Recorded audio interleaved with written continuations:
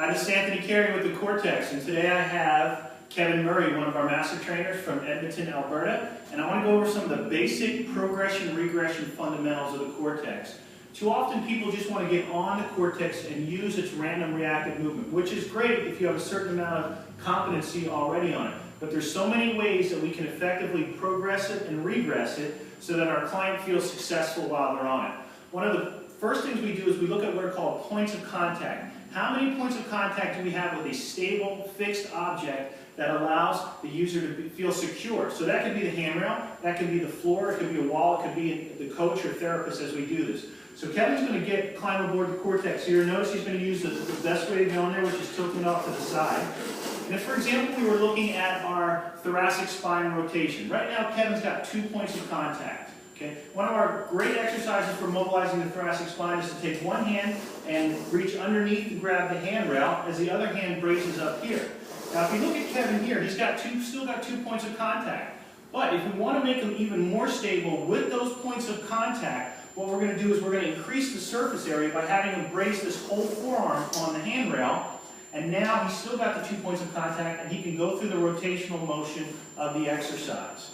Same thing can be done for any of our floor-based exercises. We can have Kevin step off now, and if he were to do a push-up or a plank or anything we wanted to do where he was prone, if he's got 2 feet on the ground and he's got 2 hands on the Core-Tex, now his feet become his points of contact. If that's a little bit more than he can handle, maybe we'll put one hand in the middle of the Core-Tex, we'll put the other hand on the floor, and now you have 3 points of contact. Again, we've still got the instability of the platform here, but we've got 3 points of contact. He's going to go down on his knees there for a second, which is going to bring us to another one of our regressions, which could be the horizontal distance of the center of gravity from its base of support or its fixed base. So in this case, his ground-based knees has the center of gravity, or the lever arm, shorter because he's on his knees. Now if we get him back up onto his toes, this horizontal distance of the center of gravity from the base of support expands and it becomes more work for him to do. So we can always have somebody drop to their knees and that decreases that lever arm.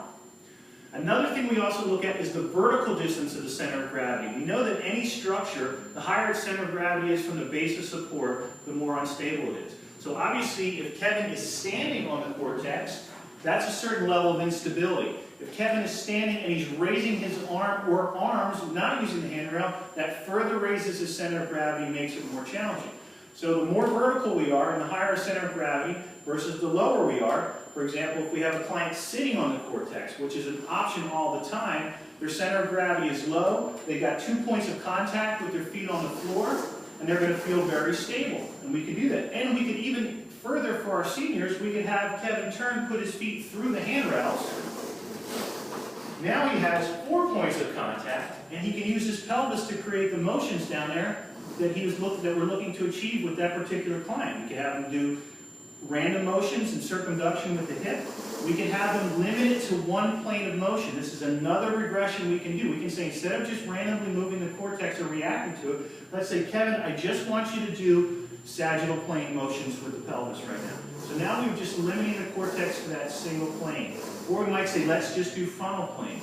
Again, now we're asking the client or athlete to control the motion that way. And this way, we're regressing of what we're asking them to do.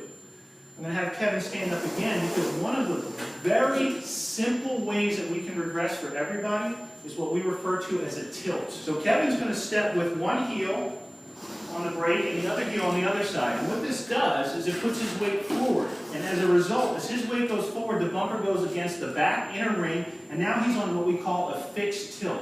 So the only thing that the Core-Tex can do at this point is rotate. So if we want to take advantage of that transverse plane motion, we want to limit the variability that's created by all the other motion, we can just tilt and keep it there. We can do this with the client standing on it. We can do it for any of the exercises we do with the hands on it. We can do it when the knees are on it.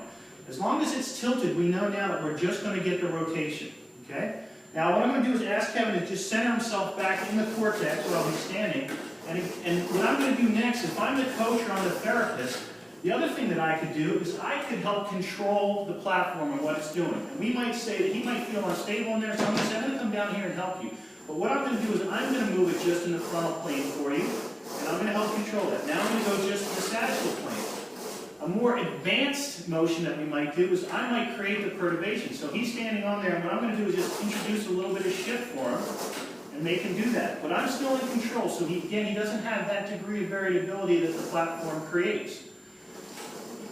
A couple final points that we can also look at in terms of regressions and progressions. Always we can reduce the range of motion, anything we're doing. If we're doing a push-up with a rotation, we could shorten the rotation. If we're doing a push-up with rotation, we can increase the tempo, or we could slow down the tempo. If we were doing a push-up with rotation, we could put it on a tilt and only have the client worry about the rotation part and not the other random motions. Finally, what's really an advantage of what we can do, having the handrail and understanding these progressions, regressions, is that we can add a progression and add a regression at the same time. For example, if a client gets very comfortable with standing on the Core-Tex with no handrail, they're moving around, they can do a lot of things up here, more advanced, but then we wanted to introduce a unilateral weight exercise. We could regress it by having them use the handrail and progress it by using an external resistance and raising the center of gravity while we go through motions. This allows the client to still be successful, adding an external load, raising the vertical height of the center of gravity, but we're not asking them to do that moving freely. We've got the handrail to help support them while they do that. Look at all these different options as you move through your programming, and you can combine them, and you can mix and match. The bottom line is, let's make sure that our clients, our athletes, our patients are being successful on here, yet still getting the benefit of the variability that the Core-Tex provides. Thank you.